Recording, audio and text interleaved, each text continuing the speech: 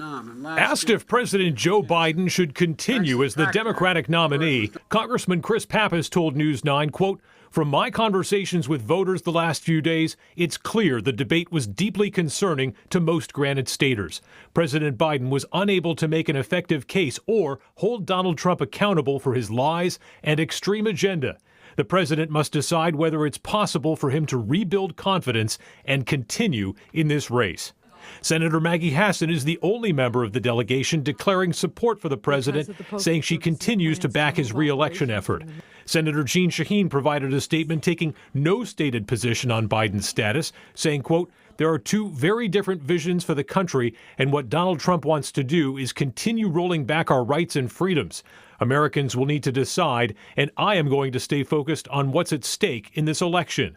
Retiring Congresswoman Annie Kuster told CNN she has conveyed concerns about the president's well-being to the White House and the Biden campaign. But in a statement to News 9, she too did not take a direct position on Biden's status. In an interview for Close Up, Democratic candidate for governor John Kuiper was blunt about Biden's difficulties in the debate. To see him not be able to really articulate and finish a sentence was very troubling. And I think that, we as Democrats need to stop trying to sort of gaslight people into thinking that this is okay. So you think he should be replaced at the top of the ticket?